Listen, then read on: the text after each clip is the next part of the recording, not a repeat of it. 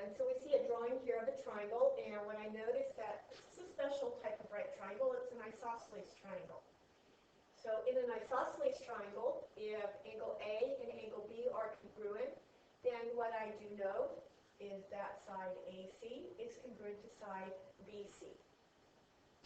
She's using one side of the barn for one of the sides of her pen and has already placed posts in the ground at point A, B, and C. She places fence posts every 10 feet. How many more posts does she need?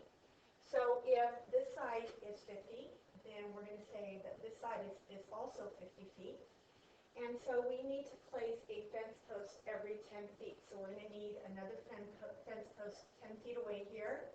So that's 10 feet, 20 feet, 30 feet, 40 feet, and there's already one here at C. So we don't need to put another post there.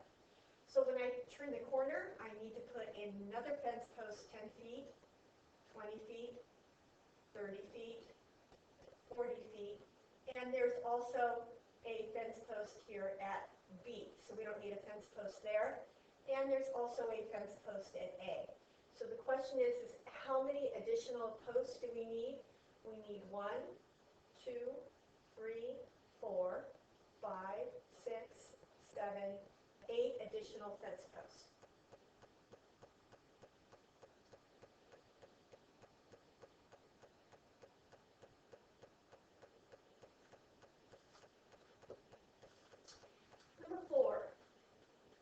Marcel is painting the triangular section of a shuffleboard court shown in the figure. Once again, in the figure, I notice that I have two congruent angles, the base angles in this triangle, so therefore this is another isosceles triangle. And if the base angles are congruent, then the two sides opposite those base angles are also congruent. We know that the base of the triangle is 16 feet. So we know one side is 16. And he is going to use 41 feet of tape to go around the whole outside of the triangle. So we're missing this side, which is X. We're missing this side, which is also X, since both of those are the same length. So I can begin with an equation that can help me to find X.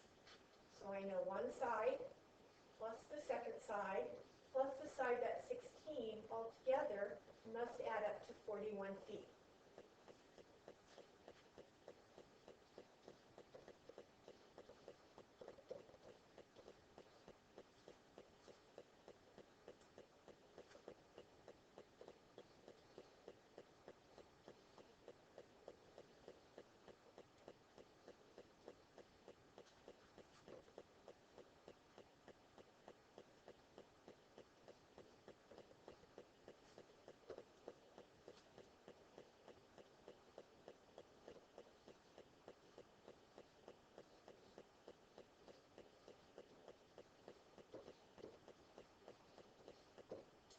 So let's just check to see how this is coming out.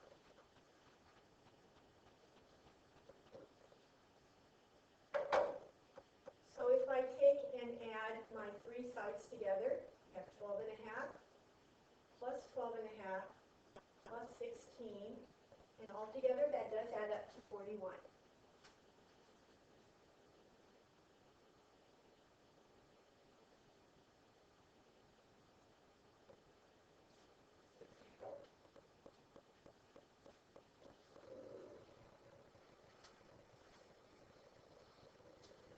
So we're asked to write another proof. And in this situation, what we're trying to prove is segment JK is congruent to segment LK. So we're trying to show that this side and this side are congruent to each other. Now, before I can say that those sides are congruent to each other, I'm going to have to prove that these two triangles are congruent to each other. Before I can say that those two sides are congruent, I have to show that this triangle and this triangle are congruent to each other. So we're going to begin by trying to prove that triangle H LK is congruent to triangle HJK.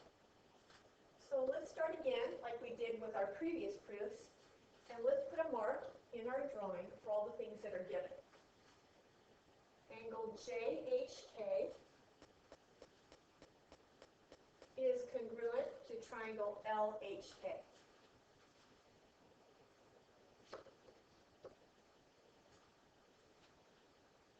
Angle JKH is congruent to angle LKH. So far I have two pair of congruent angles. So I need one more thing to prove that these two triangles are congruent. So I'm looking at the drawing, and I notice that once again these two triangles share a side in common. They both share side HK.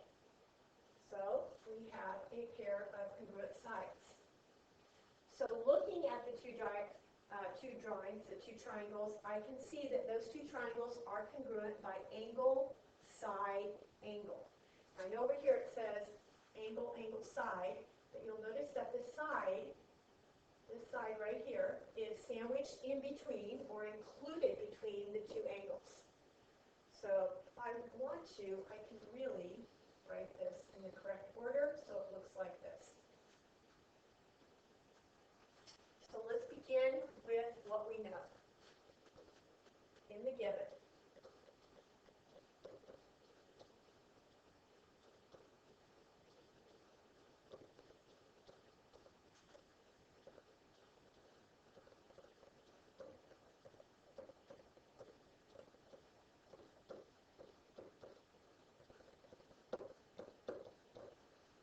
That given gave me quite a bit of information. It told me about two pairs of angles.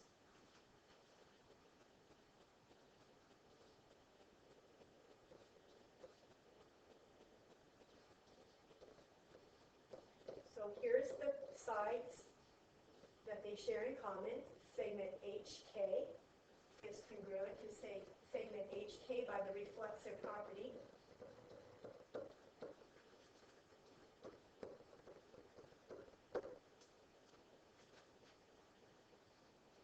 So as we talked about at the beginning, we wanted to prove the two triangles are congruent.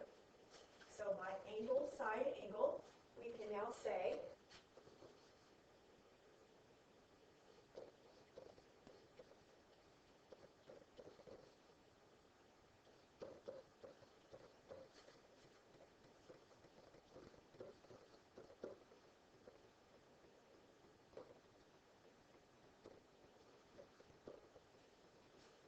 now that we have two congruent triangles, we can say all the other parts that correspond are also congruent to each other. Like, we can now say that segment JK is congruent to segment LK. They are two parts of these two triangles that correspond, and since they belong to congruent triangles, those two segments are also congruent. We call that corresponding parts of congruent triangles are also congruent.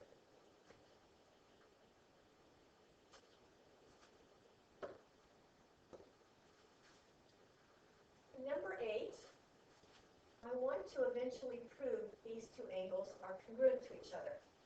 We don't know that for sure. That's what we're trying to prove. In order to do that, I need to prove that this triangle is congruent to this triangle. If I can prove those two triangles are congruent, then by corresponding parts of congruent triangles, CPCTC, I can then say that angle F and angle J are congruent to each other.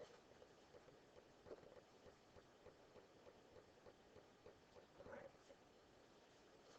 So let's begin with the given. Angle KGH is congruent to angle KHG. That's an interesting clue because as you can see, those are two angles that do not belong to either one of the blue triangles. However, if those two triangles are congruent to each other, if those two angles, are congruent to each other, then we know that that is an isosceles triangle. And if the base angles are congruent, then the two sides opposite those base angles are also congruent. That is a very important clue, and it is part of the two blue triangles. So that gives me one pair of sides of the blue triangles. Also in the given, segment FG is congruent to segment JH, and in the given, segment FK is congruent to segment JK. So I have three pair of congruent sides. So these two blue triangles are congruent by side, side, side. Therefore, I can now say that angle F and angle J are congruent to each other. So let's write out all of our steps.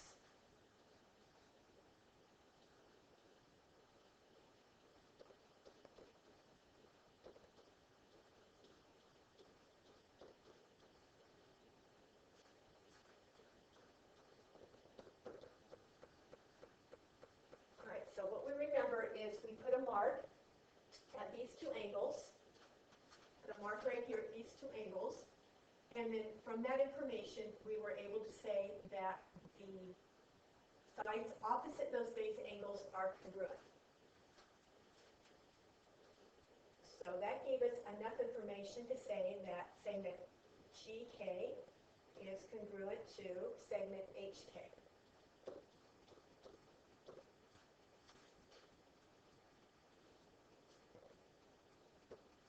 And we discussed the reason why we know that segment GK is congruent to segment HK because those two sides are opposite two congruent base angles.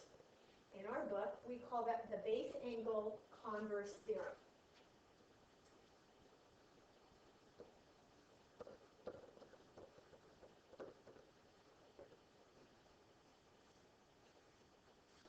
So that gives me one pair of the sides. Also in the given,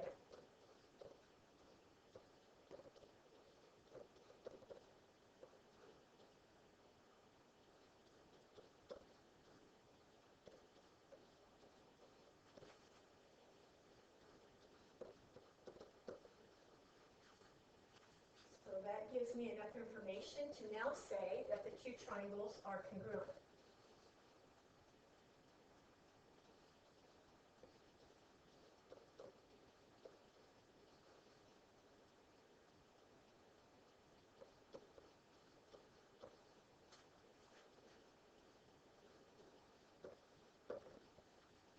So now that we have two congruent triangles, we can now say that angle F is congruent to angle J.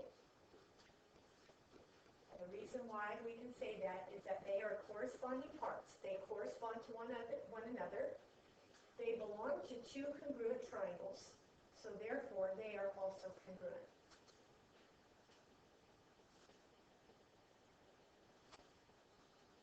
Number 10, let's see what's given. Segment TZ is congruent to segment WX. Segment TM is congruent to segment WT. And then we have some parallel lines. Let's take a look at those parallel lines. TZ, this line, and WX, these are parallel to each other. So I have parallel lines cut by a transversal. And so in addition to those two pairs of sides, I notice that we have a pair of corresponding angles. And what I remember back in previous chapters is that corresponding angles formed by parallel lines in a transversal are congruent to each other. So looking at these two triangles, it looks like I can prove that they are congruent by side, angle, side. once I prove the two triangles are congruent, then I can say all the other corresponding parts are also congruent. So let's write the proof.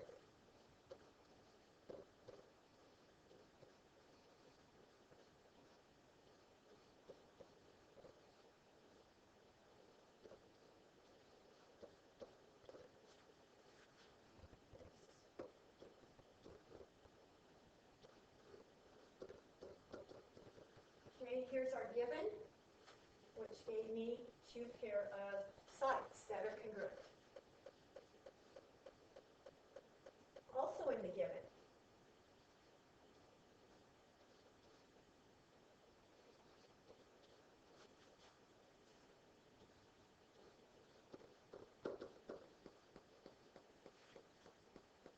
right? And because we had parallel lines, we had some corresponding angles that were formed. So we can say that angle MTZ is congruent to angle TWX,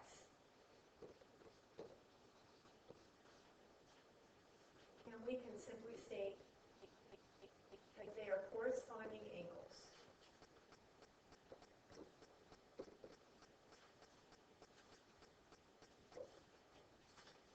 So that helped me to determine I have a pair of angles. So now I can say the two triangles are congruent.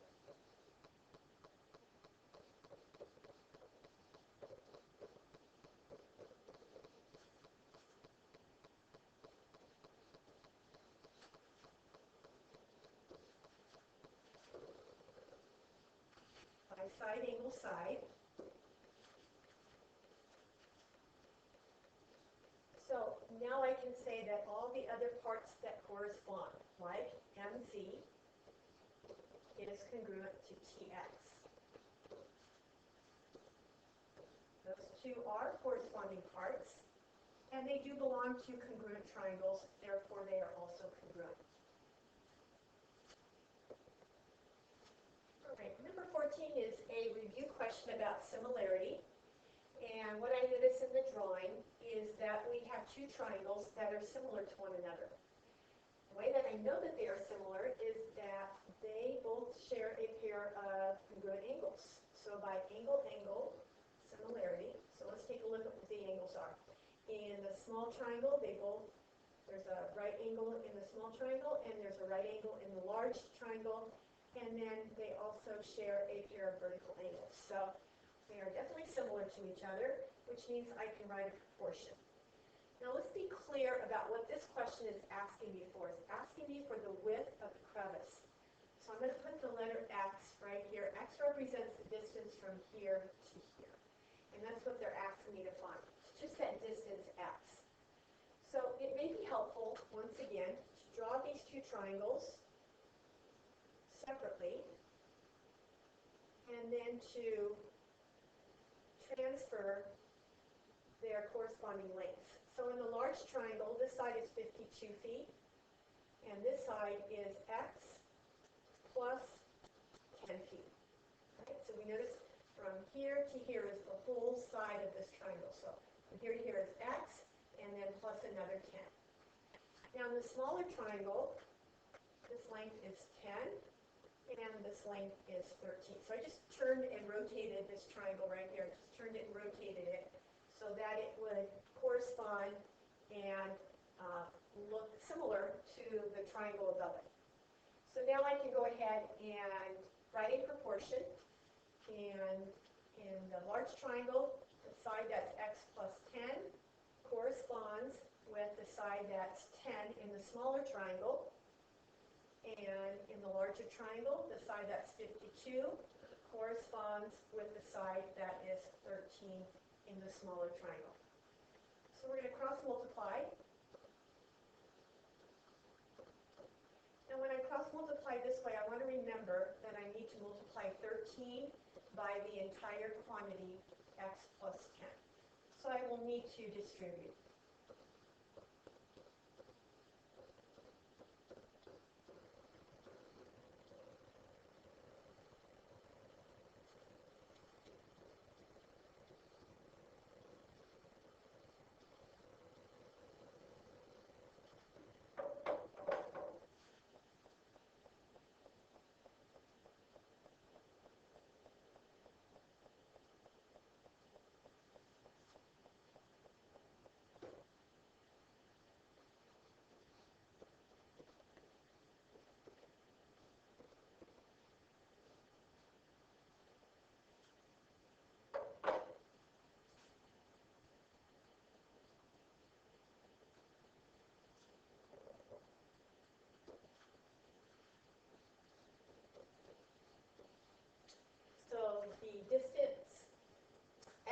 the width of the crevice is equal to 30 feet.